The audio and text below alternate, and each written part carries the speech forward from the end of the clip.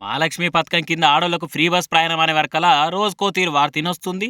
ఏదో ఓ వీడియో చక్కర్లు కొట్టు కూడా కానొస్తుంది. కూసునుడు కుబేరుడు ఎరుగు. నిమ్మలంగా నిలబడదామన్నా బస్సులో జాగ దొరుకుతలేదని మొగోలు మొత్తుకుంటుంటే బస్సులు జాలతలేవని కొందరు ఆడోళ్ళు ఆగమవుతున్నారు పాపం. ఇవే కాకుండా కొత్తగా ఇంకో కొత్త తక్లీఫ్ వచ్చిందని దాన్ని తప్పిస్తందుకు సజ్జనార్ సారే స్వయంగా రంగంలోకి దిగిండిగా.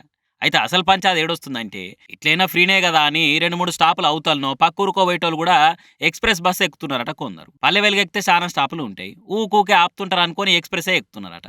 దాంతోనే ఎక్కువ దూరం పోయేటోళ్ళకు తక్కువ తిప్పలైతలేవట. 50, 60 కిలోమీటర్ల మీదనే పోయేటోళ్ళకు సీట్లు దొరకవాయే. మీదికెళ్ళి స్టాపులు పోతున్నా కొద్దీ మంది కానొచ్చే వరకలా ఎక్కువ మంది ఉన్నారని ఎక్కరు కొందరు.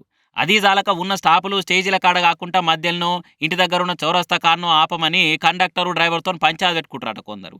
ఏమైతుందయ్యా ఆపేతందుకు? ఆడేనో స్టేజ్ ఉంటే మళ్ళీ ఈడిదాంకా ఎనకకి నడుచుకుంటూ రావాలనా?